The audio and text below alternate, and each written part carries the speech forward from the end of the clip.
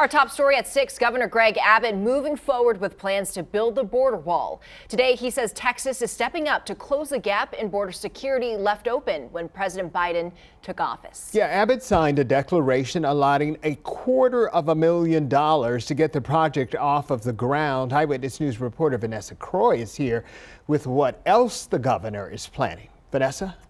Well, that's right, Marvin and Sharon. In the last week, Governor Abbott announced that lawmakers passed legislation dedicating over $1 billion to enhance border security efforts. He's mentioned that includes expanding jails to arrest migrants and smugglers and sending more state troopers to border counties.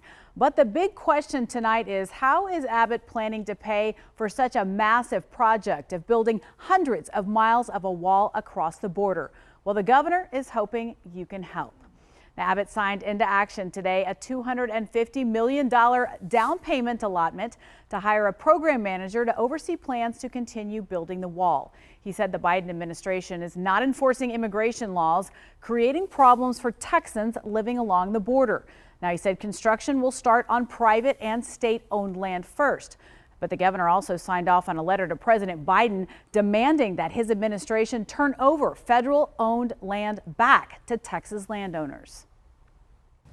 His administration is refusing to finish the border wall on land that the federal government took from our fellow Texans. I am demanding that the Biden administration immediately return to Texans land that the federal government took to build the wall. The governor is also hoping Texans will dive into their own pockets to help pay for the wall. The state set up a website. It's borderwall.texas.gov. You see it right there, to take donations. Now, we still don't know how much this project will cost. The governor said once the right people are in place to start moving those plans forward, they'll have a better estimate of the total cost. Marvin?